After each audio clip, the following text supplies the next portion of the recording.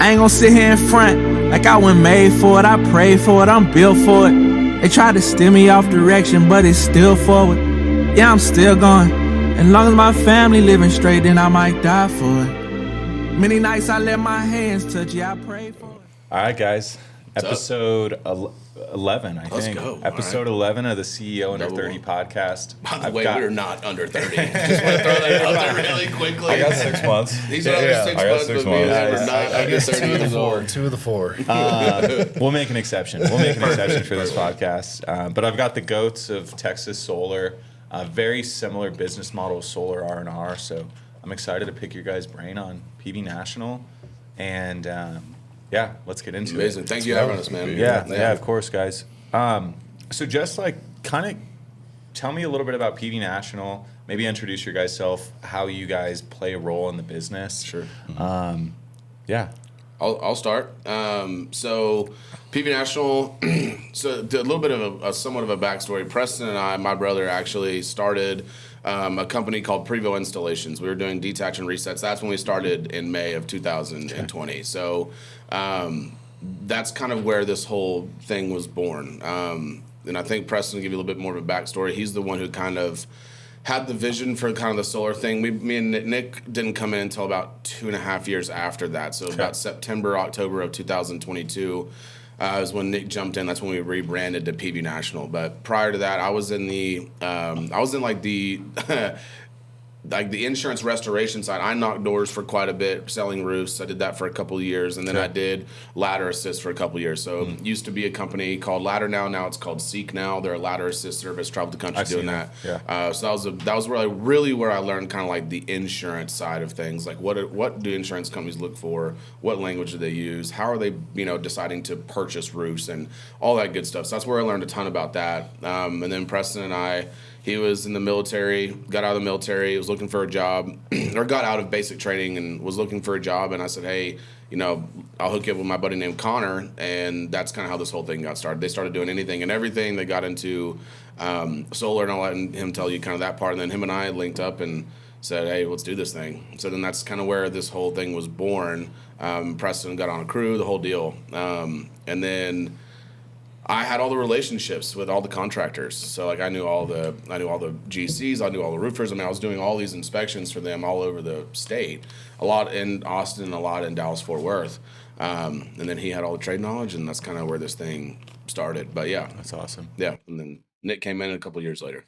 So they're probably good to go to Preston, and then So I mean, basically kind of like what he was saying, he hooked me up with a buddy of his, and I was just really trying to find anything that I could do with my hands that I could get, that I could build crews around. I always knew that I wanted to run a business that was involving, construction or some sort of trade, hands-on experience where you can run crews and teams of guys and go out there and try to be really efficient and get really good at that trade and make ourselves stand out and build a brand around that. That was kind of my whole deal. So I was stuck a long time doing a lot of not really well-paid work, pouring concrete, building fences, kind of doing anything that I can.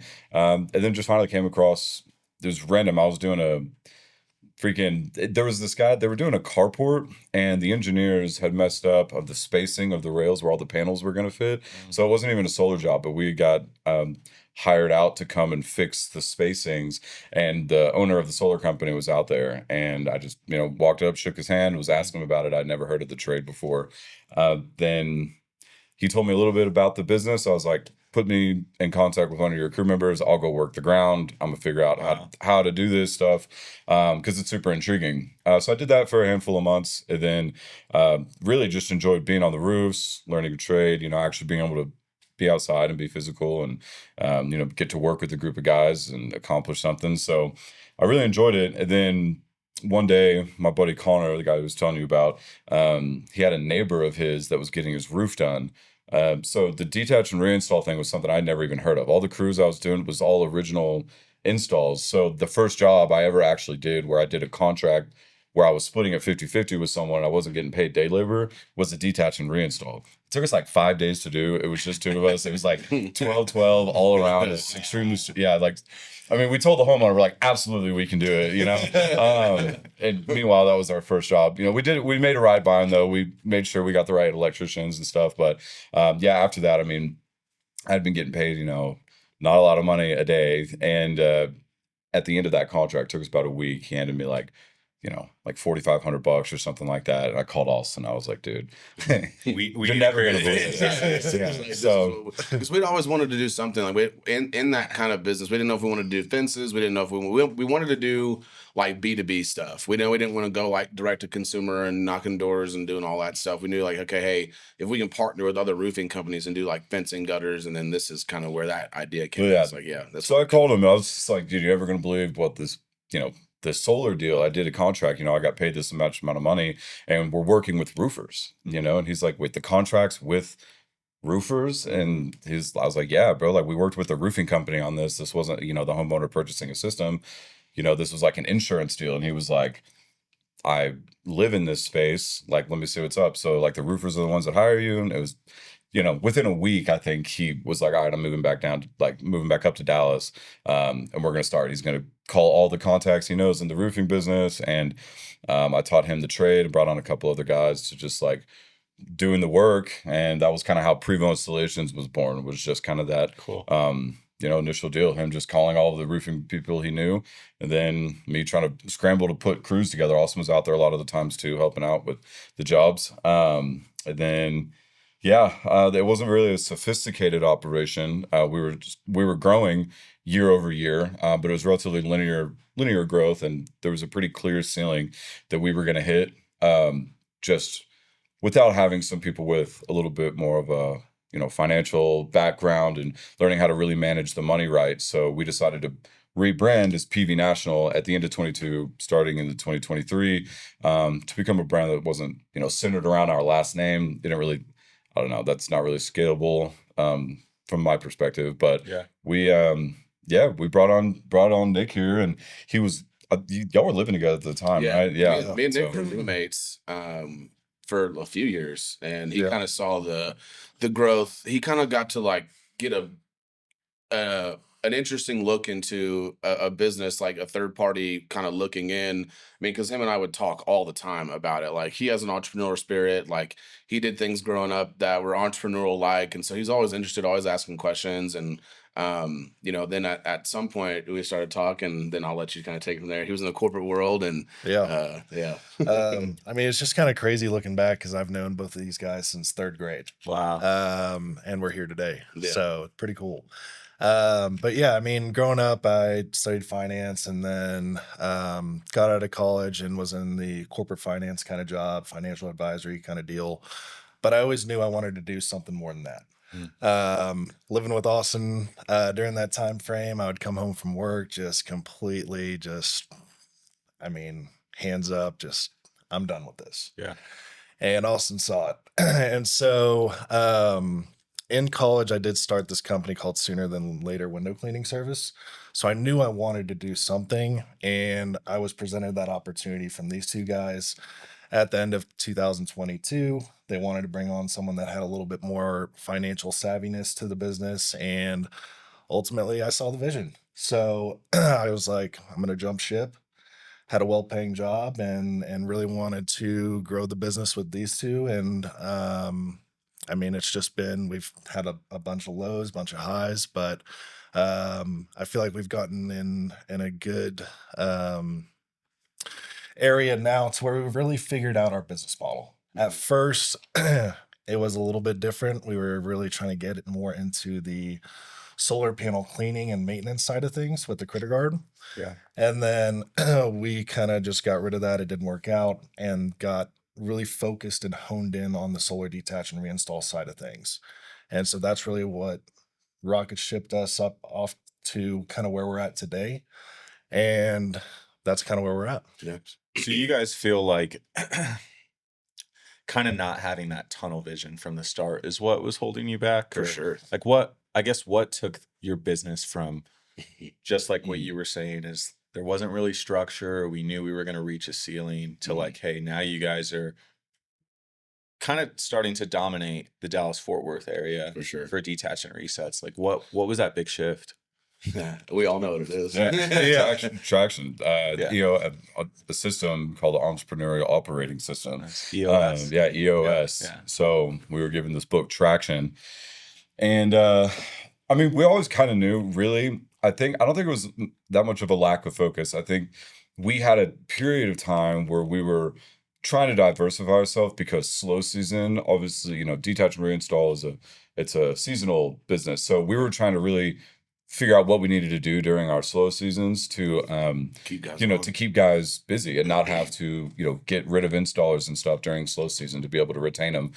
So that's why we kind of spend off into that. We always knew that detach and reinstalls was our bread and butter. It was just about figuring out how to keep ourselves sustained through the lower times. So we ended up wasting, I think, some time maybe trying to do the critter guards and cleans during the slow season, but it was always tunnel vision. I think that it really just came down to the structure of the business. EOS came in, and it's a we self-implemented it. I don't know how much of it. Have you heard of EOS? I've read the book. Yeah. Oh, I've you read have? Traction. You read Traction? Yeah. I've started implementing some stuff into my Okay. business. Just like I read this book 3 months ago, and it's kind of crazy because I've talked to you about $100 million offers too. You're like, that's what helped us start the business. It's so crazy because that's kind of what helped me start my business. Yeah. Come up with my offer, and then Yep. Traction is like, I kind of reached that same point where I was like, I feel like I'm capping out. Yeah. Yeah. I feel like I'm doing the right things, but I'm just not getting to where I want to get it. Yeah. And started implementing things from that. And Yep. it kind of like takes the emotion out of it a little Yes, bit. yes, it does. And as a business owner, I feel like you kind of have to take emotion out of some decisions in Yes. business. You have to look at things logically. Yeah. Truthfully, to be able to grow. That's really, and that's the whole thing about that system, is that it's so growth oriented. Everything from the data to the people to the process, every single thing is centered around projecting new growth and then a game plan for executing on that growth.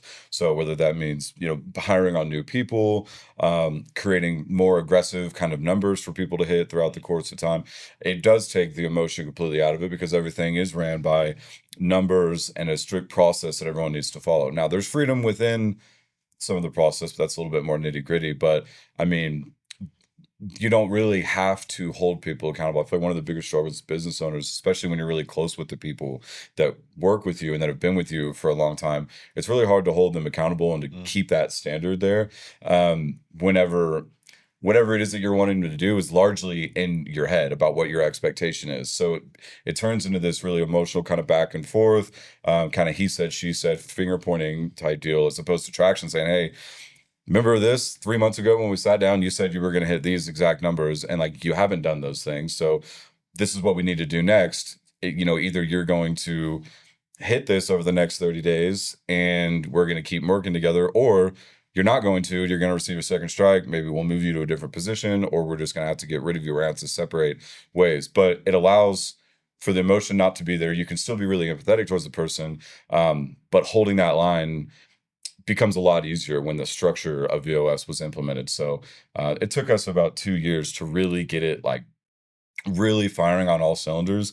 But it's it's really the system that kind of changed the entire game for us, changed the whole way that we looked at structuring and scaling a business. Because I think there's a major difference between growth and scaling, right? So it's like where they say like revenue for vanity, profit for sanity, and I think this system allows for us to scale profitably because when it comes to people, like we're hiring slow and firing fast, and that's how you get the right people on the ship, is not being afraid to let people go when they need to go. And really at the end of the day, Traction, for the people listening, like it is not a David Goggins self-help, go run 400 miles and you'll be successful book. It is. He's great too. He is great too. Yeah, I'm just he's saying, great too. it's not that You don't kind want to of piss him off. it's not that kind of book though, right? It's a true framework on how to look at your business. And it's practical steps and guides. And like I will say this, like we diligently implemented it down to the letter for 18 months. And then literally they say it takes 18 to 24 months to like gain that traction, right? on the 18th month was April of 2025, and we hit 6 record revenue breaking months in a row, Wow. like one after the other for 6 months in a row into last year. Yeah. And so I would encourage anyone who I preach this because it's literally changed our life. Like now we've been able, like, his position is so clear, his position so clear, my position so clear on what the roles, responsibilities, there's accountability, there's no emotion. And now, you know, we're in a position to where, you know, big dreams and goals don't seem so far away. You know, like it's okay. Hey, well, we've accomplished this in this little amount of time. What else can we go do? And what can we do in 5 years? What can we do Yeah. in 10 years? Right. So that book has literally changed our life, and that's what has and that's what comes down to, like, the brand and the recognition and the culture and everything that we've built there. Over the last, you know, now almost 18, now 2 years, you know, it's really honestly due to that. And then I would say our discipline and dedication to actually implementing it and not letting ego get in the way of thinking you can do things better. You know, the system is proven it works. And if you work it, it'll work for you. So yeah, that was the big game changer for us. That's sure. awesome. And I like how you say like, if we can do this, what can we do in 5 years? I feel like a lot of business owners just want to look at, like, super short-term goals. Like, hey, this is what I want to do in the next 6 months. Yeah. But I feel like that can only take you so far. You For kind of sure. have to have that long-term vision. Like, Mm-hmm. hey, we're not going to build this thing overnight. Nope. It's going to take some time, and it's just that discipline and the continuous effort. Yeah. Yeah. And that's the one thing I do love about it is we look at 3 years out. We're like, hey, what do we want to have in 3 years? What are our goals? How do we get there? What does And it then look like? we basically reverse engineer it to where, hey, a year from now, where do we want to be? What are our goals? What are our measurables? How are we going to get there? And then we break it down quarter by quarter. And that's where we've really been able to find clarity over the next quarter is like, hey, if we execute on this, this, and this, then we're on track to get to that 1 year goal, which ultimately is going to lead to that 3 year goal that we're trying to get to.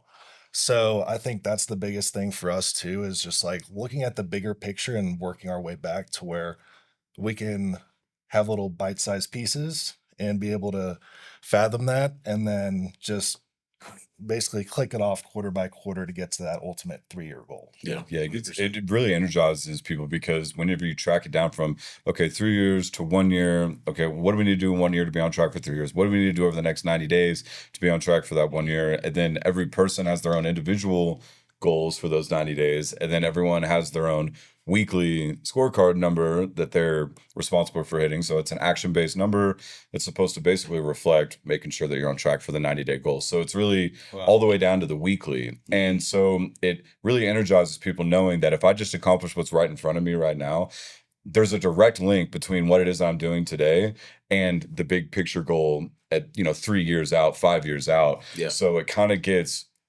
those little weekly goals, they're taken really seriously, and people really want to accomplish them because it really does count. When you start tracking all the way down, every week counts, every day counts, every task that needs to be assigned, it really counts. And preaching and letting the 3 year vision permeate throughout the culture, and like everyone consistently talking about it, where it is that we're trying to be, and having everyone bought in.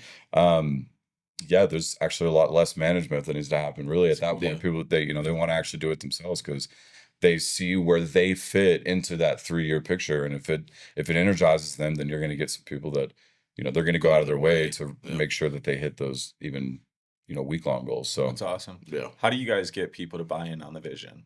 Man. Like, is it just something that has come naturally? Has it been very, very intentional? I think there's a couple things. Yeah, it's very now it's extremely intentional, right? Like we every single quarter we do a company address. Like we let everybody know where their position is, how it works, and then obviously then I think that our mission statement and our core values, like once we establish those, and once we hire, fire, reward, train everything off of that. Pretty much, it's all derived from why are we in this building today, and then why are we here, and then how are we going to get there from like a character and like execution standpoint with our core values, like who's actually in the room. And so I think once you start really gearing your hiring process towards getting the right people in the doors, right?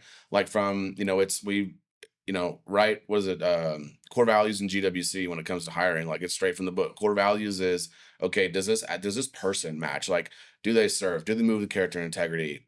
Are they a team player? And do they win? Like those are our 4 core values.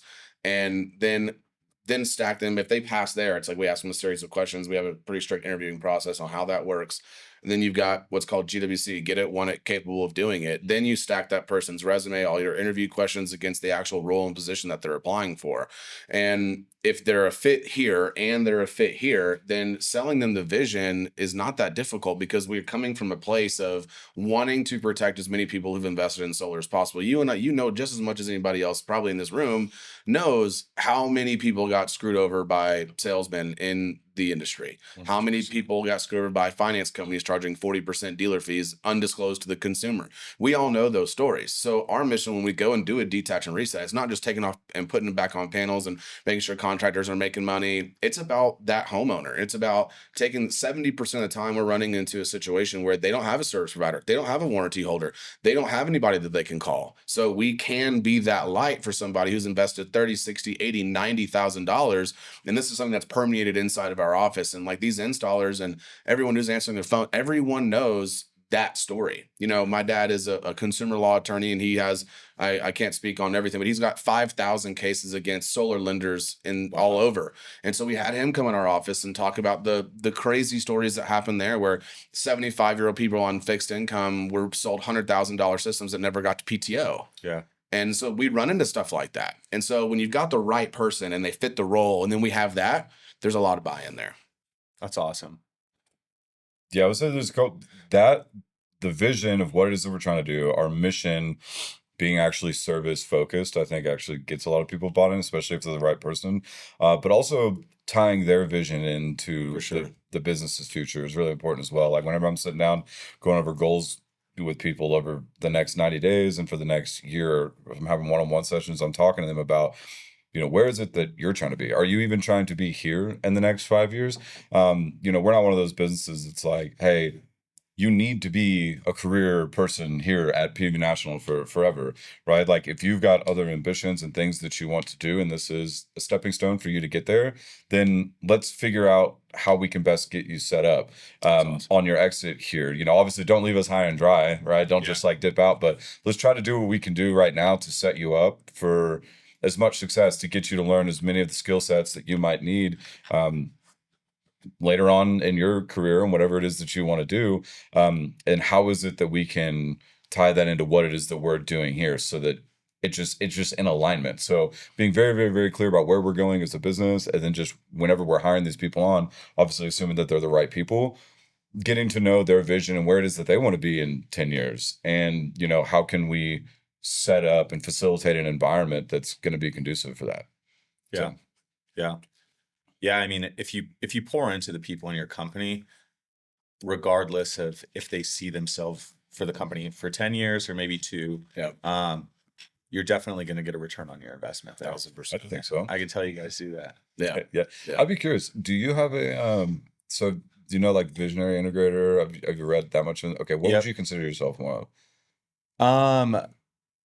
So remind me, because it's been a little while since I've read. So visionary, him, our guy, once podcast, right? Talking to people, bringing it in, being the brand ambassador, the brand champion of the business, making sure that eyes are on, I don't know, permeating a kind of a culture and people knowing who you are, kind of moving and shaking in that sense, and then bringing the business kind of to the business's doorstep, and then the integrator, which is the position I'm in, which is, okay, now we've got the vision here, we got the business coming in. Now, let's go step by step, implement this. Let's build processes, hire people, and do all that kind of stuff, and manage all the different functions of the business. Yeah. So visionary, external, integrator, internal. Definitely visionary. Yeah. I came up with this concept, and I'm sure you guys deal with this a lot too. Solar R&R is by far not the cheapest company in Colorado. Sure. And so, the question I get all the time, anytime we talk to a new roofing company, is what's your price per panel? And so when I was coming up with my business model, I was trying to figure out, like, originally, I'm like, how can I compete with these guys that are doing stuff for dirt cheap? Yeah. How can I keep the quality if I do that? Yep. And so I wrestled with it for a long time, and I tried to lower my price, and it was a race to the bottom. Yep. I could never lower my price low enough to beat out some of the other companies out here. And so, 1000%. so I think that's where the visionary part of me came in, was like, hey, how can I build enough value that it doesn't matter if I charge $100 a panel more than a good chunk of my competitors out here. The value is just there, and it's worth it for them. Yeah. Because the one thing a 1000%. roofing company can't really pay for is a reputation. Yep. You can't pay for a reputation if you lose it. And if your subs are continually doing bad work, it's going to trash your reputation. Eventually, it's going to come back around. Yeah. And, get And a you. lot of people will cut the corners. I get people all the time that'll hear my price. They're like, yeah, I'll give you a call. Never give me a call until about 6 months later. Yep. Then it's like, hey, can you come in and fix Yep. these issues? Like, we just realized they weren't pulling permits, or they didn't do this, or they didn't do that, or, 3 systems aren't working, and I've got these homeowners that are calling me. Yep. So I think, like, eventually selling with value, Yeah. it'll get you there. Yeah, You may not 1000%. get there as quick, because No. people always want the cheapest Yep. product up front, but you get what you pay for at the end of the day. So I think that's the visionary in me.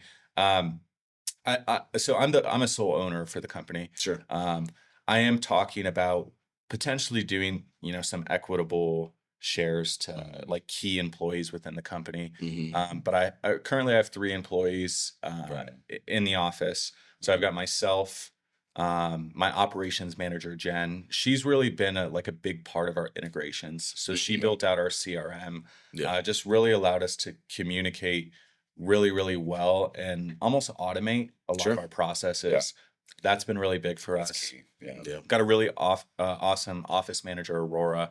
She does make sure we're getting paid on time. Yep. Does kind of all the things that I can't manage very well, and that's hard. Yeah, I feel gotta it. stay. It's Yeah. not easy to make sure money's consistent. These contractors, they want to delay paying you as long as they possibly can. Yeah. And then for a long time, I was doing all of the sales and stuff in the company. Yeah. And I found myself like, hey, when I'm constantly, doing lunch and learns and taking roofers to Top Golf and doing all these things, I can kind of neglect other parts of my business. Yeah. So I think about 2 weeks ago, I brought on a sales guy. Good for you. So he's doing business development and stuff for Solar R&R now. Perfect. Um, The I can integrator feel is like, I mean, from when, and it was crazy because whenever we were at Prevo Installations and it was just me and him, and we didn't understand the dynamic of how a visionary and an integrator are supposed to work. Yeah. I mean, it was just a ton of friction, a ton of butting heads. I mean, there were a few times where it was like, we both were like, dude, I still want to have a relationship with my brother, 15 years from now. So it's like, maybe we just kind of go this. I'm really obviously glad that we didn't do that. But when you find the right kind of the integrator, right? Like the right integrator who's going to come in and be able to actually make the vision come to life inside the business is invaluable, right? So Jen, right? Yeah. Who built out your CRM, doesn't have to be Jen, but someone along those lines that can say, okay, hey, these are the roles, responsibilities. And then once that happened, whenever we understood that, first of all, the relationship got 10 times better from just a brother standpoint. We didn't, we weren't trying to rip each other's heads off. Yeah. And 2, everything becomes so much more effective once I knew, and we don't butt heads anymore, dude, ever. Honestly. But he's visionary. He's not even in the day-to-day of the business. He networks every day. He does podcasts. It's kind of weird that we're even here right now because it's usually him, but but he does all that kind of stuff. All sorts of events. It's cool. Talk about dinners and all sort of stuff. Yeah. He's not in the office on the day-to-day. So he doesn't have, he's now freed up to be able to go do all the things that it seems like you're more inclined to be really good at as well. Yeah. Yeah. It's very similar stuff. Well, I think it's cool because having somebody like you guys allows Austin to be able to focus so much on like, hey, I can grow this thing Oh yeah. as quick as possible Mhm. and know that I have the backing that we're not Yeah. going to lose out on, quality Yeah. as we grow too quickly. So you can 1000%. focus on as much growth as possible. And just I get know that checked. you've got the guys. I get Yeah. checked, right? Yeah. So like, there's there's a, probably a big job that we right now as it currently sits, like we operationally shouldn't take on. And my first instinct is like, yeah, let's do it. Absolutely. We can take care of it. Nope. No, Doesn't we're make we're sense. focused on different things right now. Well, that doesn't matter. Okay, cool. All right. Yeah. And then like those types of conversations, like, okay, like I have to be that's why it's important because like, okay, so let's just say like if it was just me, right? And I wasn't, it was we would out of it, okay, yeah, let's do it. We'll take on this job that it was probably a little it's far outside of our reach, especially for right now, like when we're trying to like really focus on the residential side, all that good stuff. And it could have been one of those things. It could have been great and we could have done a great job and everything would have been good. But the chances if it didn't go right, then that's where your reputation could take a big hit, Sure. right? Especially on stuff like that. So it's like really important that we have those checks and balances inside the business where it's like, okay, hey, there's open ears over here, there's open ears over here. But then at the end of the day, the integrator's got to make a decision. Like it's not the visionaries, I can't get involved in the day-to-day operations and just say, okay, hey, well, actually, no, I think we should be doing things this way. No, we have an owners meeting that we discuss things. That's where we all get to kind of put everything out on the table. We have an issues list. We discuss it. We have a IDS session and we decide what the best route is. And if it's a tie or whatever it may be, like there's a split vote, right? So it's like Preston makes that final call. Yeah. And I had to come to grips with that like, it's not all my decision, but my roles and responsibilities are to make sure this brand is where it needs to be, that our partners are aligned with us, like the roofing companies that we do decide to bring on, they're fully bought in our process. They know what to expect. And then I have a backing here that, I'm not worried about whether or not we're getting paid or I'm not worried about what our numbers are. Like the amount of like his master Excel spreadsheet is bananas. Like I would be hard pressed to think that anyone knows, and this is not to like, in the detach and reset business in such an unsophisticated space, I guess you could say, the way we know our numbers is insane. And that's big, attribution to this guy. Yeah, Sam. And I just going back to your first point about that decision that we were talking about, just a commercial job came through out of our scope of work 100%. Was it a new install? Was No, it detach. It's like $150,000 job. Oh, wow. Yeah. And Which so like sometimes you can look at that price tag. That's me, dude. I've done the same thing. I was like, no. He was like, all right.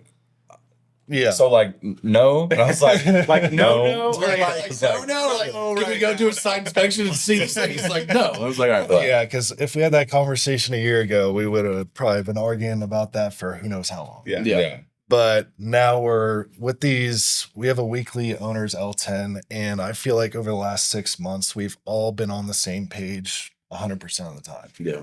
And if we're not, a decision has to be made. And at the end of the day, it is what it is. It's the best for the business. And like, we just have to like go with it. And so that's where I really enjoy where we're at right now, because it doesn't matter what the issue is. There's going to be a solution to the issue. If you like it or don't like it, it doesn't matter. It's moving the business in the right direction. And we're all going to be on the same page no matter what. Yeah. sometimes it takes a while. Yeah. But end up making it work. Yeah. How did you guys get to that point though, to where you were able to have that tunnel vision? Because I feel like a lot of business owners have shiny object syndrome. Oh. And when you get those big job offers and stuff like that, it can be hard to pass up on. It's a bit, yeah. And I think a lot of people think like, hey, and you dealt with this, like, hey, the more services I can offer, the better we'll be. We'll do concrete, we'll do solar, we'll do new solar, we'll do detach reset, we'll do all the maintenance work. I don't know, how did you guys get to that point to where like that was no longer an issue? To be honest, you got to have a driving force. You got to, I don't know how PG this is. You got to kind of have an asshole in the group. You got to have someone that's willing to say no. I've probably been the bad guy to these guys more times than I'd like to admit. Like having to be that is not a fun situation. I feel like people think that it's like, I don't know. it's this great, responsibility, whatever, but someone has to be the consistent driver. Once we've set our goals, it's not that one person is dictating where it is that we're going. It's that we've all agreed about where it is that we're going to go, and this is the path that we're going to take. And there just needs to be a consistent driving source for that reminds everyone whenever these situations come about, like reminding us like where we need to stick. I'm not saying I've been in that in every situation. There's been in situations where other people have stepped up into that role, but having that, I think, is probably the best, because there are so many different shiny objects over here with big, nice price tags on there that you think might be worth it, but it's one, having that driving force, and two, just having enough experience of going that route and it not going the way that you need to. It's a lot easier to convince the other people. Hey, remember the last time, dude, when we lost, when we spent $50,000 on a CRM that we're not even using, remember that? So a little bit of experience, I guess, it kind of comes from that, but yeah, having that driving force, I guess, just generally from the company. But I'll add, I think, correct me if I'm wrong, was kind of more the tension, but like behind the question of like, how do we get just tunnel focus on detach and resets alone? Yeah. Okay. So I think that's something where Preston really has, I would give him probably more of the credit on this than anybody else. He's always had this kind of idea that like the best thing that you can do in a marketplace is be the best at, like, do one thing and be the absolute best at that one thing. And he always has kind of preached that. And so I think once we kind of saw some of the numbers and like everything that what we were trying to do on critter guards and cleans and the price points and how much volume you have to do and how much you're dealing with customers who don't really want to invest more into a system that they feel like they already got screwed over on. Not saying that operations and maintenance and that stuff can't be successful. It's just like the detach and resets are so lucrative. It's what we knew.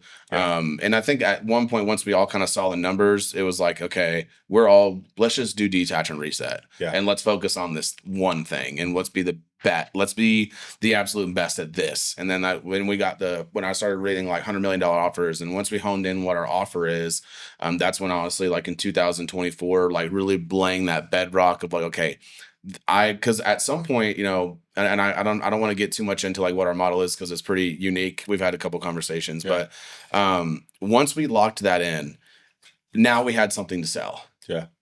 Detach and resets in Texas, it's so unregulated. It's a commodity. Like there's $100 panel guys out there that are that no licensing, no proper insurance, but roofers like genuinely don't care because it's unregulated in Texas. There's no roofing license. And then the TECLs, it's regulated, but it's not regulated at the same time. We don't get audits. Nothing happens. Yeah. It's like Wild West. Complete wild west. And so that's really when we kind of figured out, okay, we have an offer now, and now we can sell this offer. And it's a win for everybody. And so that's kind of when it really laying that bedrock in 2025, 24 of like, this is what our offer is. This is how we're going to present it. This is what we're going to do. And then 25, maybe it was like 300% growth in 25. Was that kind of hard to figure out? Like, did you guys go through the same thing that I did? 100%. Where you're like the exact same thing. I couldn't sell it. I couldn't sell that we were going to charge $225 a panel when Joe Schmo's charging $100. I couldn't sell it in Texas. Like it was impossible. Are you on a price per panel? Sorry. Yeah. Are you on your price per panel? We do. Yeah. We have a very unique process. Yeah, we have a very unique. It's like, cut off. Let's have a conversation. Let's cut it back off. No, it's fine. It's fine. I know what you mean though. It's because like yeah. We are price per panel. It's a flat price. Okay, but we do help with the supplementation process. Sure, and in a very unique way that just creates a win-win for everybody. That justifies our higher per panel price. Yeah. Okay, perfect. And that's our goal. It's like yeah. Anytime I go into a project, we want to create a win-win-win scenario. Yeah. So like, obviously we win as a company when we get paid more. Yep. I can pay better crews. Yep. I have better office staff. I don't have VAs in the Philippines that are picking up the phone and it takes forever to get a hold of somebody. Like, it allows me to just provide a better quality service and to grow the company the way I want to grow. Because if I don't charge a higher price, I might make some short-term profit, but if I actually want to grow this thing, can't do it. you can't do it just doing the bare minimum. 1,000. I always tell contractors, because we would never have these conversations like, oh, I got a guy at 125 and I'm already making 150 a panel or whatever. I'm like, okay, great. But like, what happens when the guy who charges $125 a panel does not, if he screws something up or rewires a junction box wrong or does anything and it screws up a system, they don't have 50 grand in the bank, For sure. 60 grand in the bank. They don't have any money. Yeah. Because those guys that are going from job to job to job to job to job, they do not have the money. They do not have the cash reserve to actually service their warranties properly. Yeah. Right. And so I always tell contractors, I'm like, dude, you want me to be profitable. Yeah. Like, you want me to be profitable. If I'm the one who's going to take on the liability of the system, we're the warranty provider, we're the warranty holder. Do you want me to be able to service that warranty for the next 10 years? For sure. I've got to be profitable. I've got to be able to grow, reinvest, put the right people in place. I tell people that all the time. Yeah. So that's why, like, when I kind of frame it that way, it kind of opens up their eyes. Okay, well, yeah, maybe I can still make the same amount of money with you or more, and I don't have to deal with the possibility of, some of the risk factor of hiring these low per panel price guys. For sure. Yeah. For sure. Yeah, you have it's interesting. At first, it is more difficult, like being a lot more expensive because there's not really a whole lot to point at to say this is why I'm more expensive at the beginning. When we were still charging, when we were just at a price per panel back at the old warehouse in Carrollton, we were like, these other guys were just going down, down, down, down, down. And it really was just like a race to the bottom. And we started very similar problems, I guess. We're looking at this going, we can't keep going this way. We can't grow and establish ourselves really as a business by doing this. So we were really just trying to stand on that, trying to find ways to make sure that we can still charge what we needed to. And at the beginning, you can't really point at stuff. But when you are profitable and you start to reinvest back in the business, and then the profit that you're using, you're actually putting back into the people, the trucks. Like we've got like transporters and stuff. It's like ladder hoists that go up and down, all the right equipment. Everyone's kitted out, OSHA compliant on the roofs. We got someone in place that's going to handle your monitor transfers, someone to answer basically any service call requests that you have. All of that comes from being profitable. So at the end of the day, when you're profitable, you're able to reinvest back into your business, where the reinvestments is really what sets you apart. Yeah. To where now you can point out and say, dude, these guys aren't even close. Yeah, they got a dude that's going out there in a truck and he's bringing two of his buddies and going and doing some, hey, look, nothing against the hustle. That's how we started. But at the end of the day, if you're looking for the highest quality of service, you want to look towards the company that's probably going to be the most expensive. For sure. And that's proven themselves to be getting better and better and better every year through the profits that they've had. So, it's a very unique concept because you have to really stay true to that at the beginning. And even though when you don't really have a whole lot of reasons to justify being that expensive, you're like, we're gonna be great. Just please, like, help me make some money. Yeah. But that's cool that you've found a way. Obviously, clearly, we don't want to get into how. And I'm glad that you found a way to get around that in a similar way that we did in regards to the supplementation process. Because I think that was kind of the fork in the road for people in DNR, where that was kind of going to decide a lot of these companies' futures, whether or not they were going to engage in that race to the bottom, or they were going to find a way to continue profitability on the other end of that while working through the supplementation process. And you can kind of see now the companies that evolved versus the companies or the crews that were just doing price per panel. There's now starting to become a massive separation where you have there's this huge gap. There's either just guys that are out in a truck doing it, and then you have sophisticated organizations now that you can hire. Yeah. So there's this huge gap, and I'm glad that we're kind of in the latter. 100%. And I think a big factor too is we have really focused on like an education piece for contractors. Like that's the main, like that is kind of what like fills my cup, is educating contractors and like the education piece to it. Like, dude, there are and in Texas, I'm not sure exactly how it works here, but I mean, in Texas, a lot of these crews that are 100, 125, even 150 panel that aren't licensed, right? They cannot get the proper insurance for rooftop solar electrical work. And so that's a big piece that we've educated a ton of our contractors on. It's like, dude, I don't care if he charges you $100 a panel. If you screw something up, your insurance is going to ask for that insurance, and that insurance will say they're a power washer. For sure. In the classification codes, they cannot get insured for rooftop solar work. They, without their proper license, without the proper, all the stuff in place, they can't get the insurance. Yeah. So if they screw something up and they don't have the cash and they're not answering your calls, your insurance company is not going to help you. Yeah. Now, we had a guy out there who had to pay $60,000 out of pocket because he hired a $70 a panel crew to go out and do detach and reset. Wow. And they screwed it up. They were nowhere to be found. And it was a $60,000 system that the contractor, their insurance denied the claim because they didn't have the right. The insurance they got was just some from Next Insurance, and the classification code was a power washing company. Yeah. Now they're doing detach and reset work that they're not insured for. And so, like, educating contractors on the liability that you put yourselves in, hiring the cheap guy is just simply not worth it. You know, you're dealing with tens and tens of them. I bet out here some of these systems are $100,000 plus. It's stupid. It's a lot of money. It's a lot of money that these people have put into it. And it's like, why would you risk it for like $3 or $4 grand? It makes no sense. Yeah. So, and we can make you that money, like, right? We can make sure you're still wildly profitable on that trade while eliminating all the liability that you have on the solar portion of the claim. Would you say that you sell directly to roofing companies, right? Do you do any, do you talk to homeowners directly? Or? I'd say if I had to put a number on it, probably 92% of our business comes B2B. Yep. So through roofing companies primarily. We do have some partnerships with realtors, real estate companies. We've spoken about that. Yeah. That's kind of worked well for me because I think like Colorado is very seasonal for this. Yeah. Because you can't roof a roof when it's 35 degrees outside. Yeah. You know, so it's very, very seasonal. And for me to keep some business through the door in January, February, March, I've had to get a little bit more creative with it. But yeah, primarily B2B, it has been my big focus. We do get calls directly from homeowners because we've focused a lot on just building a brand, building the reputation. I think we've got like 250 5-star Google reviews at this point. Dude. So that's a small thing. Yeah. So people will look us up and find us online and stuff like that. That's when we'll work directly with homeowners, but we're not actively going out and looking for it because it's so nice to just have, you know, I can onboard one roofing company. I mean, one of our roofing companies last year maybe sent us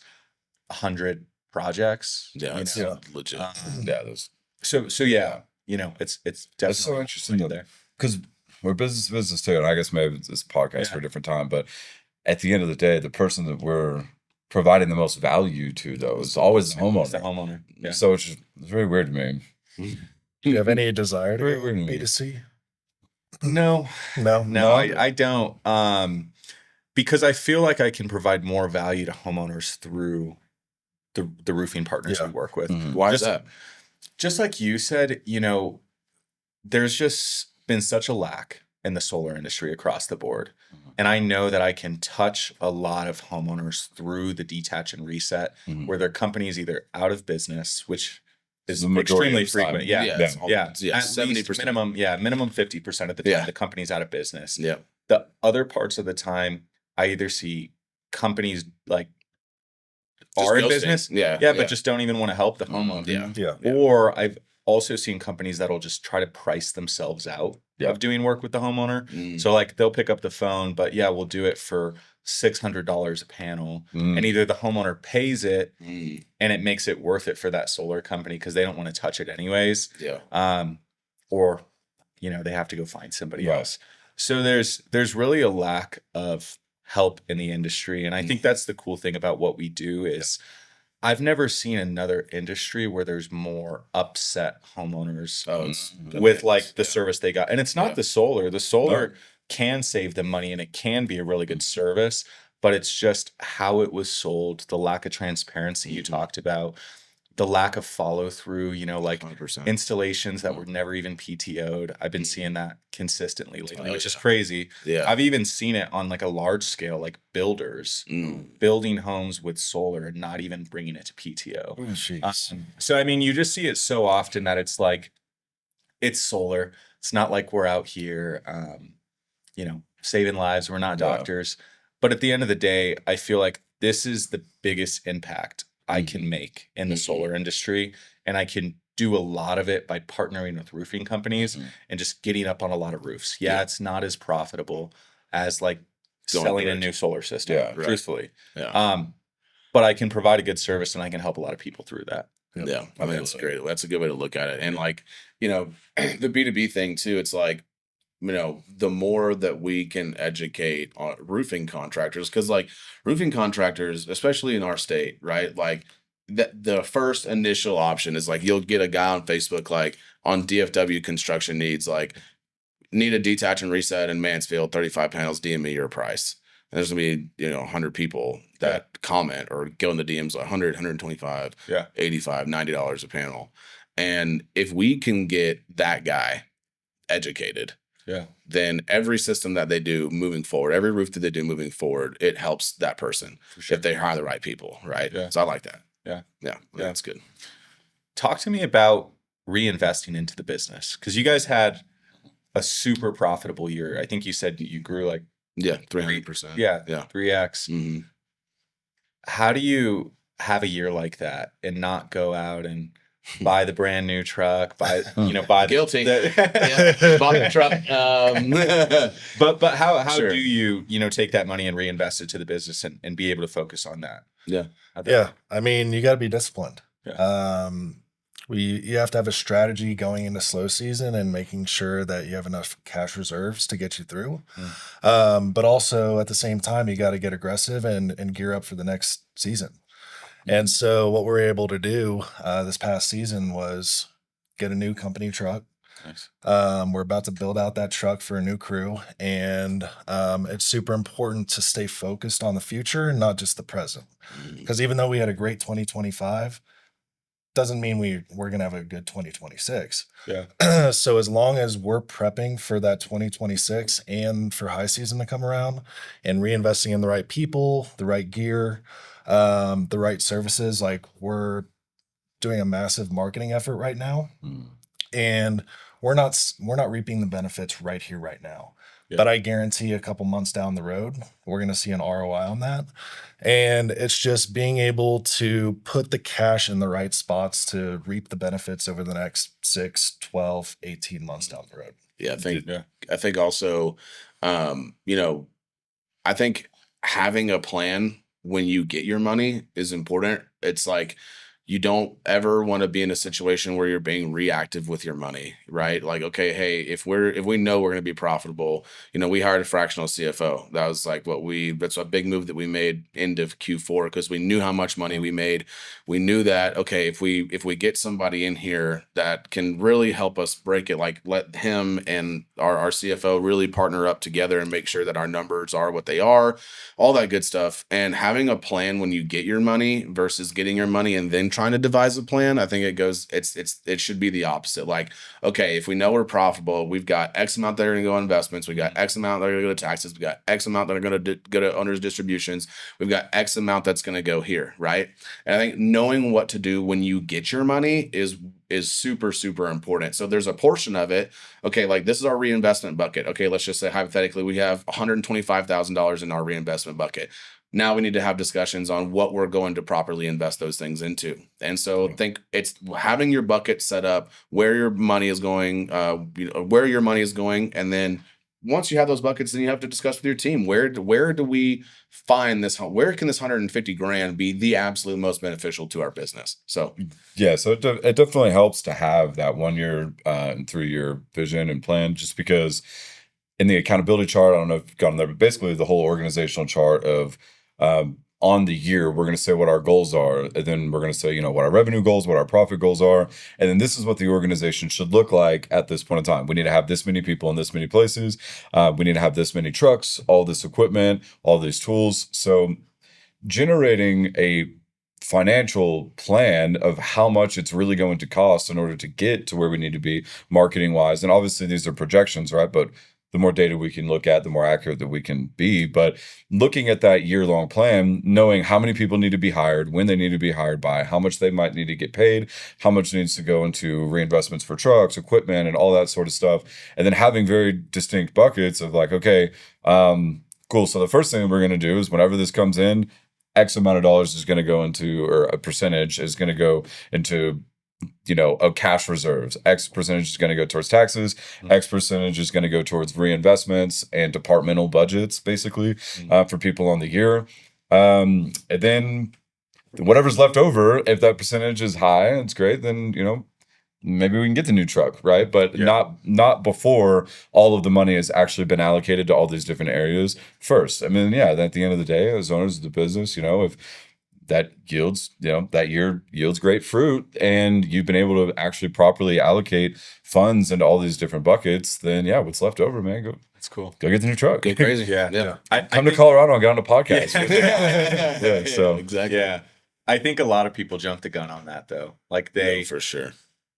Well, and a lot of people just think like as a business owner, like, oh, I get to pay myself whenever I want. Like, I get all the freedom in the world. I can, take a vacation and go sit on the beach in Mexico for 2 weeks, every other month. Like, I feel like there's this misrepresentation of what business ownership is like, and you can reap the benefit. And I know you guys will, and you can also not get paid at all, though. Which is a huge thing. I get paid last. Exactly, for sure. All of my employees, every single week, all of our crews get paid.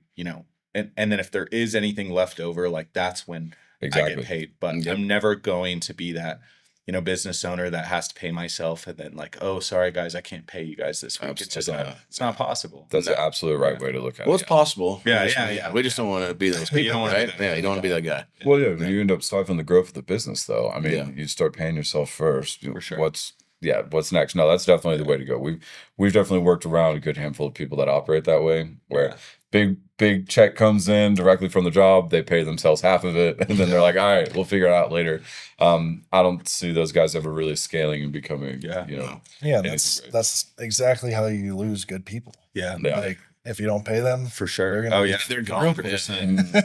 I think it's so cool though that you guys are such like, and a lot of listeners may not really understand this, but like there's not a lot of legitimate companies in the detach and reset space. Very few. Like it's very fly by night, pull up and some whatever truck, like not wearing any branded shirts or anything like that. Like I see a lot of that in the industry. Yeah. Is there like any other kind of companies that are taking that more legitimate approach in Texas? Because I don't see it much in Colorado. There's a couple. Okay. Yeah, I would still say that, like, and I say this, one of our biggest competitors, like we went and had a big dinner with them in December. Like we're pretty close. Like we share industry information. Like it's really because they have really done, they have a great model. It's relatively similar to ours, not the exact same. Okay. But in Dallas, Fort Worth, it is certainly us and them. Like those are, it's those two. And then the delta is massive from the companies that, because a lot, and this is I hate to, a lot of the people that do this work there, we had a goal from the very beginning of this was to take, and at the beginning we didn't have the idea was eventually to take sophisticated business principles and apply them to a very unsophisticated industry. The reality is that this industry is unsophisticated, and I hope that doesn't offend anybody. That's just the brass tacks truth. Not many people are educated. Not many people take the time to self-develop, to learn, to grow. They don't do any of that stuff, and so where does that leave them? It leaves them stagnant in the same place.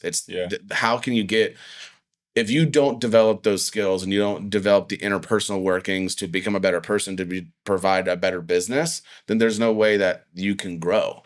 And I think that's something that, that we've taken to this very unsophisticated business. Is like our whole idea is to, like, we're growing personally. We want to build a culture of people that facilitates growth. And I don't think that people approach it that way. So I think that's the main reason as to why there's a delta, is that the people who take it seriously and who want to grow and apply really, really good, sophisticated business principles to a very unsexy, unsophisticated space, they're going to find success quickly. And I think over in reality, like 2 years or 3 years, that's quick in the grand scheme of things, right? I'm not saying quick in 6 months, but we have quickly in an industry and within the last few years, I mean, it's a clear distinction on what we do versus what other companies do. Yeah. And the people who do what we do, they stand out and they get a lot of good clients and they have sticky clients and people that stay versus the guys over here. I mean, it is a constant, it's like a hamster wheel for these guys over here. So I would say that's probably the biggest reason.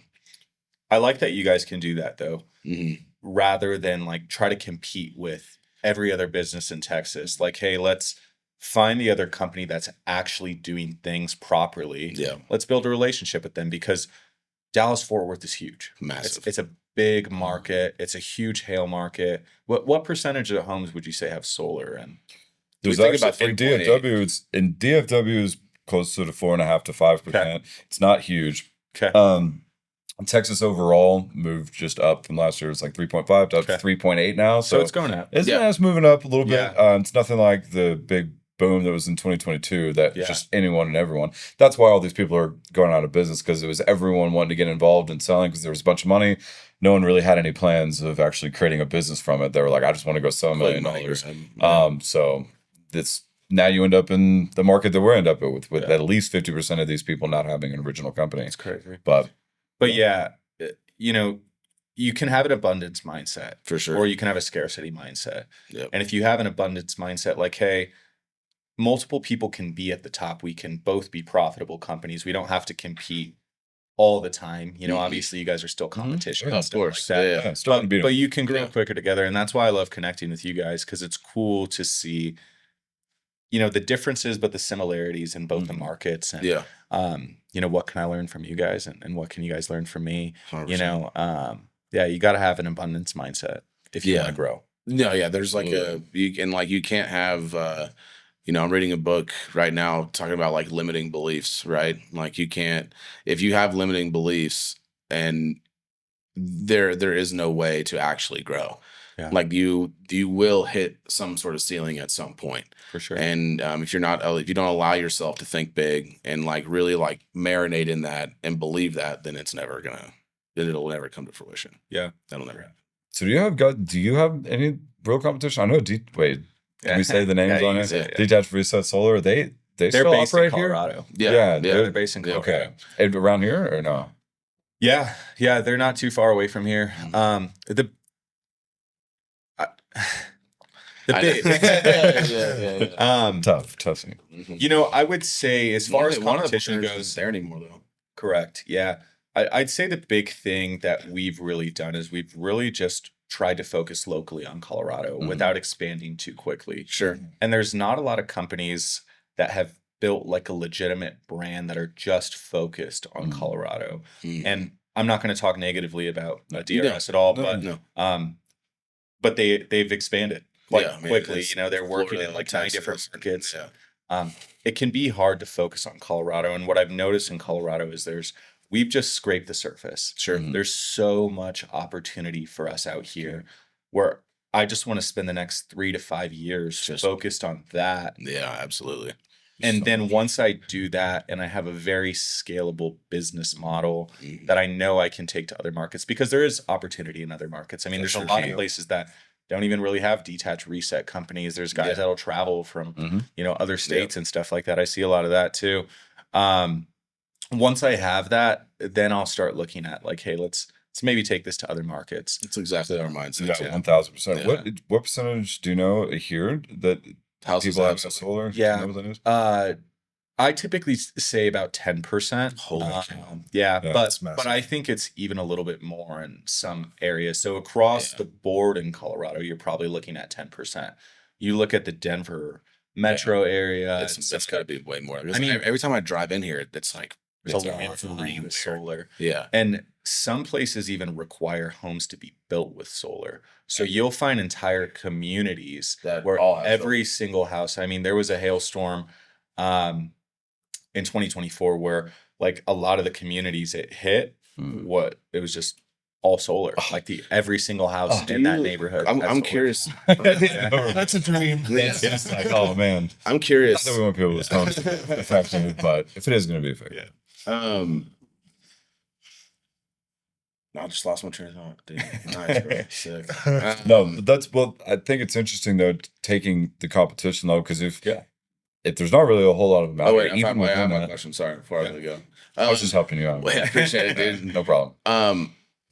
What percentage, what kind of solar deals were in Colorado? Was it a lot of PPA leases? Was it loan contracts? Like, what mostly do you see here in Colorado?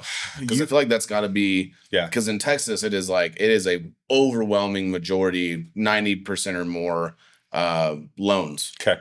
Yeah. Is it similar here? I'd say it's pretty similar. I'd Okay. maybe say 80% ownership. Sure. And then that 20% you're looking at leases and PPAs. So that's a little bit, that's definitely different waters to navigate. For sure. Yeah. Yeah. It really just depends, like I've noticed with a lot of companies recently, you see a lot of big companies Yeah, have been going out of business. Like there's a lot of Sonova leases out here. Yep. So they're kind of left behind. Don't matter. You can do those no matter what. Yeah, exactly.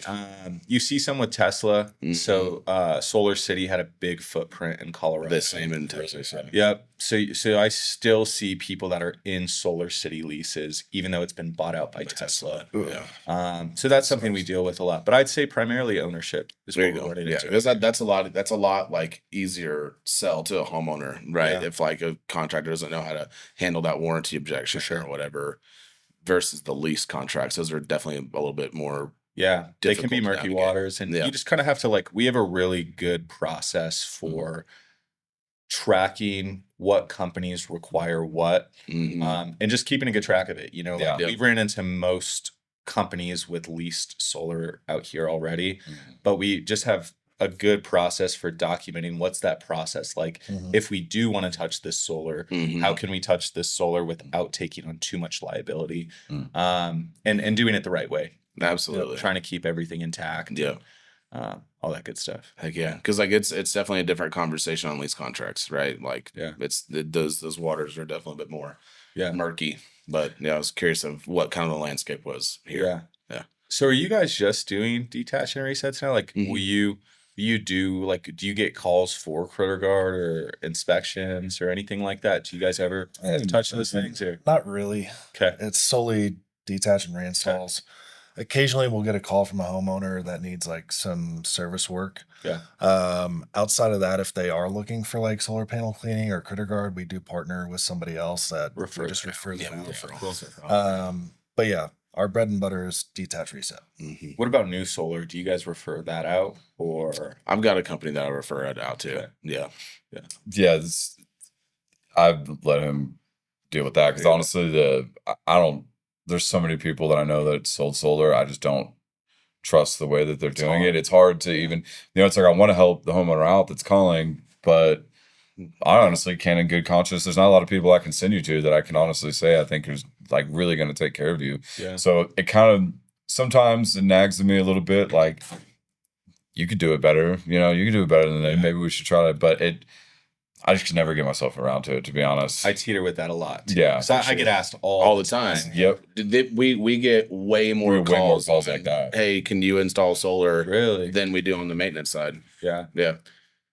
Yeah. And it's hard because like you said, you could do it. You could do a good job and you'd take good care of that customer. Yeah. But when you're focused so much on a goal and you guys have that vision and you know exactly where you're going to take the company and if you continue to do the things you're doing, it's almost inevitable. Right. Yeah. It is unless something drastic goes wrong, which I don't even want to speak that into existence. But truly, when you have that vision and you kind of have a proven track record of that continual growth, it is kind of inevitable. Yeah. But it's easy to I could do this. Veer that direction a little bit, or I could. We've taken meetings, right? We've really teetered with it, but the especially last year, the growth that we had, and just man, it was like work of art last year. So it was so much fun. We would have our quarterly meetings, our leadership team meetings.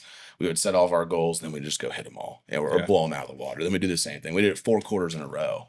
So that was a fun doing something like that, and then seeing a shiny object, it makes it way easier to just say, absolutely not. We're gonna just keep rowing in this direction. Yeah, there's going to be a point, I think, where we'll probably veer a little bit in that direction. I think once you get to a certain point of, I think, profitability and growth as a business, when we get to the point where we can start legitimately hiring people out that are significantly better at that thing than we are, that's really kind of our, Goal. kind of the big shift that's really happened as of recently is, we talk about finding the right people that could go start up, the sales operation and the financing options and stuff like that. Those are high caliber people that are expensive.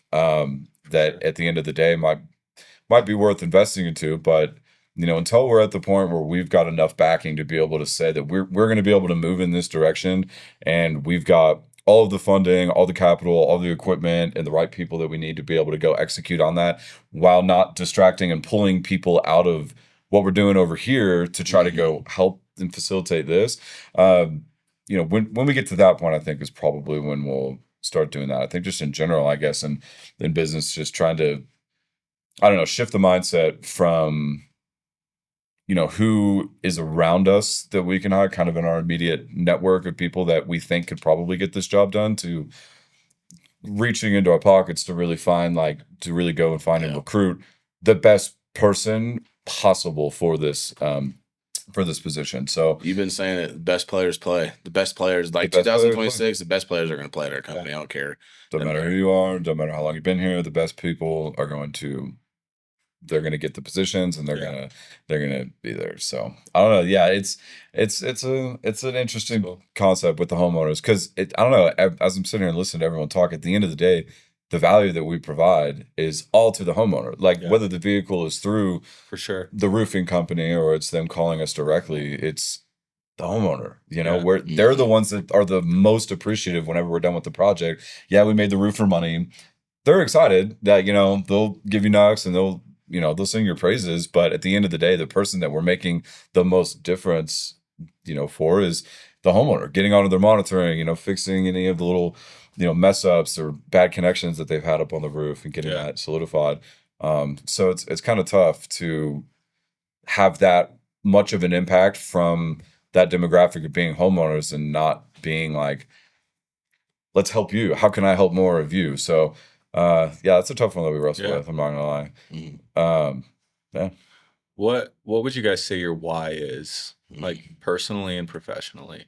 So, professionally, what's the why for PV National? Yeah. And then what's your guys' why personally? Why do you guys work as hard as you do? How do you stay so disciplined? Because sometimes you have to have something beyond yourself to be as disciplined as you are. Sure. Yeah.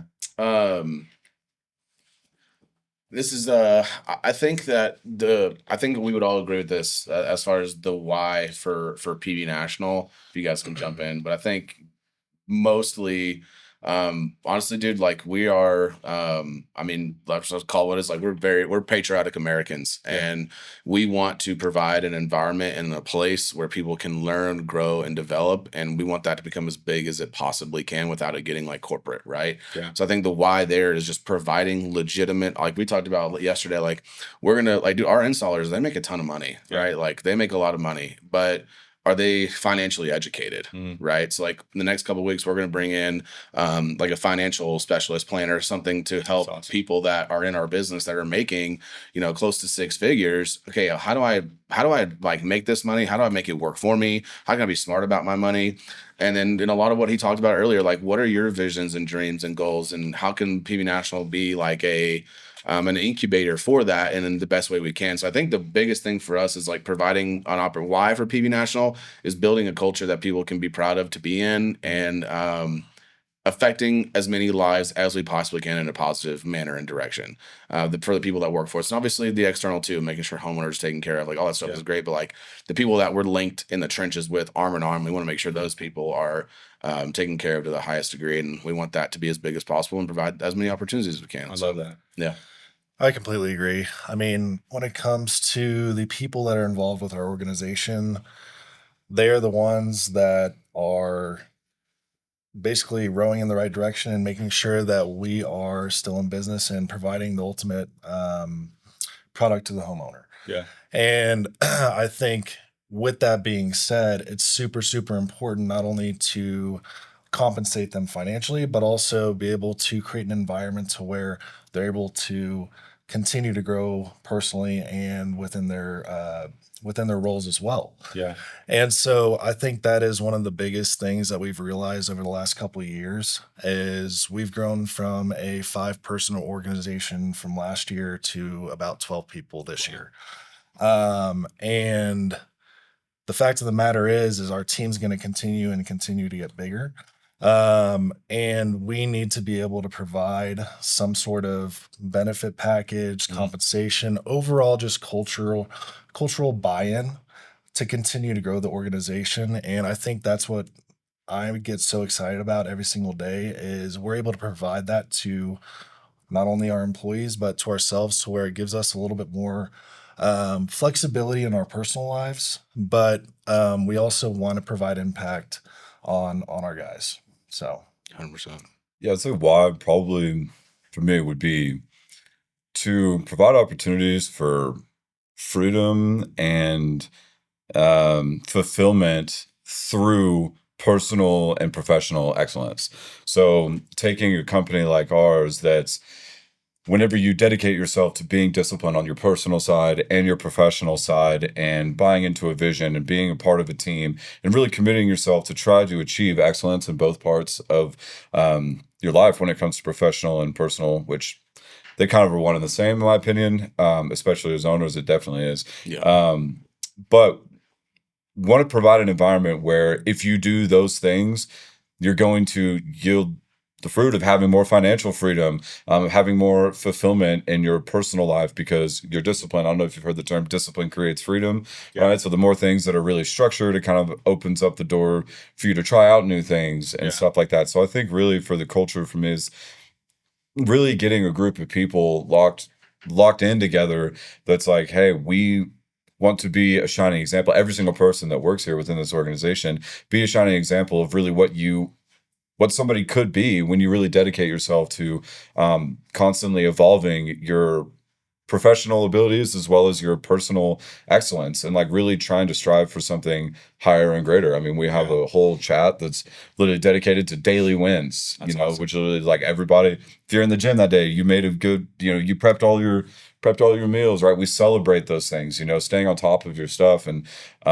hitting good workouts and being up early. We really encourage that kind of thing because we know at least, that if you continue to do that, other things in life start to come to you. You start to get a lot better grasp on whenever you set out to do something, it becomes way more likely that you're going to achieve it the more that you've implemented discipline into your life. So I would say that's probably the why for me is really kind of getting a bunch of people that have that kind of mindset.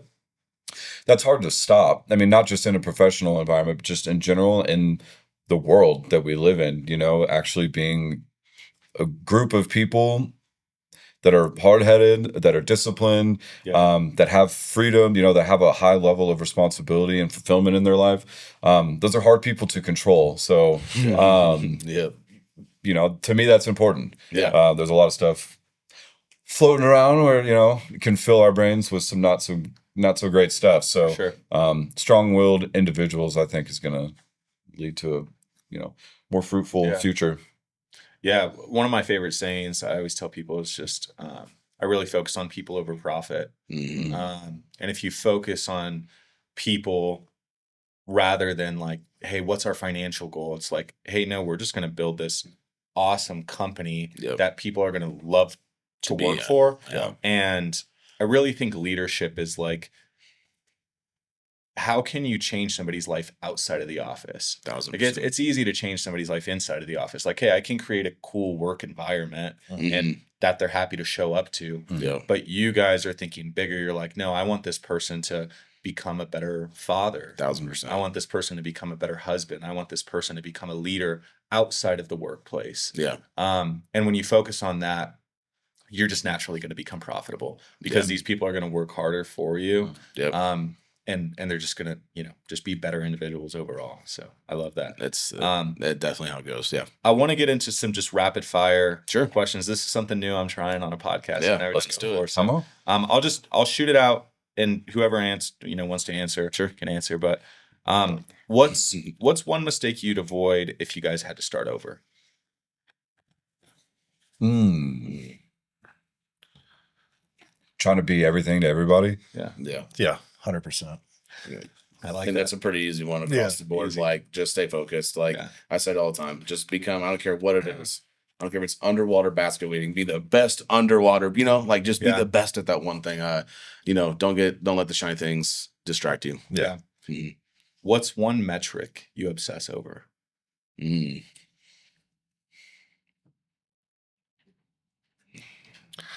I would Net say profit.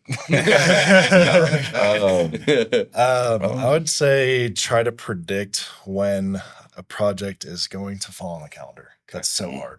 Yeah. I think that's a good one. Yeah, because like we have our pipeline, right? Like Yeah. that we analyze all the time. And I think that's something that we've really in our particular business, it's hard because we don't know if a homeowner doesn't have the deductible money yet. We don't know if Yeah. it's gonna, we don't know what the insurance situation is like. So I think this last year we were able to kind of hone in and figure out all of our data. It's like, okay, when a project comes in, this is what the average is. So this is what we can predict. Average days from when project comes in to when it goes on the to when it calendar. goes on the calendar. Cool. So that way we This have rapid predictable. fire, Good right? metric. Yeah. Let's get to Rapid the fire. metric. Yeah. That's a good metric. Yeah. I really like to track that too. Yeah. Like I always try to see how quickly can we start a project and Close it bring out. it to completion. Yep. And if we can bring that timeline down, it's a big selling point for the people we're working with. Yeah. And it's just better overall. Like people don't like their solar off for Yeah. 3, 4, 5 weeks. So It's such a good See, we don't have financial that problem in predictor, Texas, too. yeah. Like for sure. having a really good understanding about what next month's or the next 45 days is going to look like cash flow wise. Yeah, knowing that number's huge. Best hire you guys made early, or just a key player you guys brought on that made a big difference in the company. Kayla McGuffey. Kaylin McGuffey, I would say, is huge. She's our head of production. She deals with supplementation. She deals with overseeing now the admin's role of facilitating jobs, like whenever they're taking the inbound jobs and pushing them through the pipeline on our CRMs, stuff like that.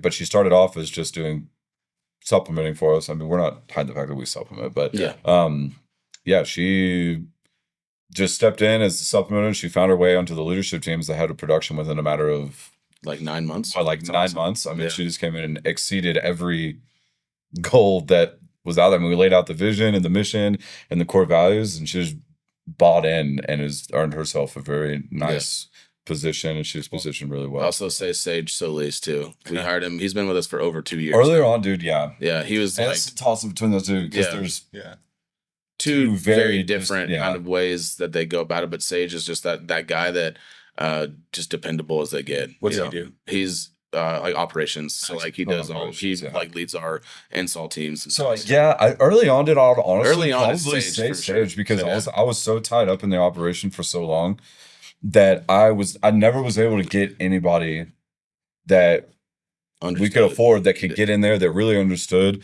the quality of installs that we needed and the process and the documentation and everything, to the point so much so that I could get off sites and actually start working on integrator stuff, with the different functions of the business. He was the first person that came in that actually allowed for me to be able to do that. So actually, I would say Say Sage. It's a those mixture. those, So, yeah, those two, two. but they're huge parts of our organization. Yeah. Yeah. And then what would you say the biggest misunderstanding you see roofers have about solar?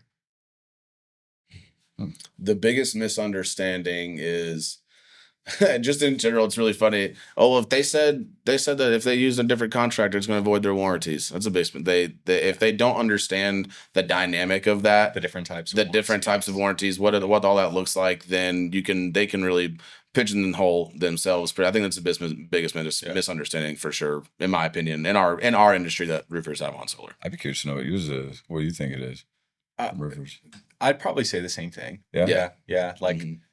oh, you're going to avoid the warranty, aren't you? And it's like, well, what warranty are you talking about? Exactly. There's quite a few.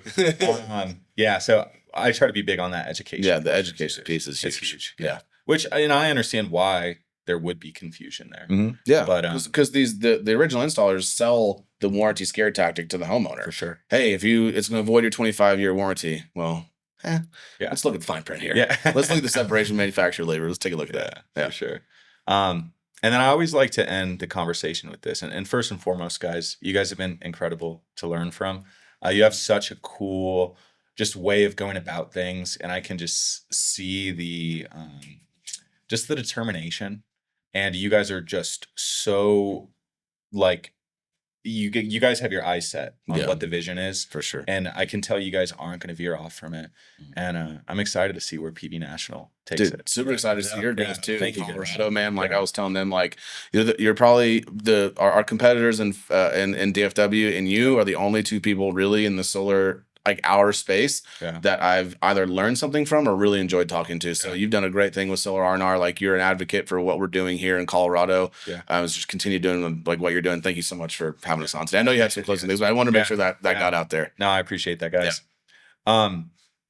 If you guys could give one piece of advice to somebody that's maybe just looking to start a business, somebody that's entrepreneurial minded, but just hasn't taken that jump yet, Sure. what's that one piece of advice you'd give them?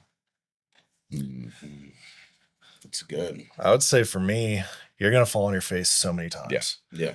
And you just got to get back up and just try to focus on what that next big thing is, whether it's big or if you just got to stay focused on one thing.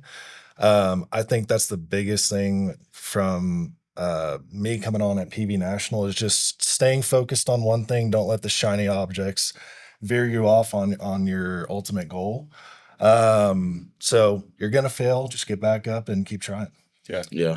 Yeah, I would say for sure. Well, there's really two. I know you said one. If you twist them arm and said I have to do one, I would say just go. Like just try it. Just do it. Success and winning is 99% failing.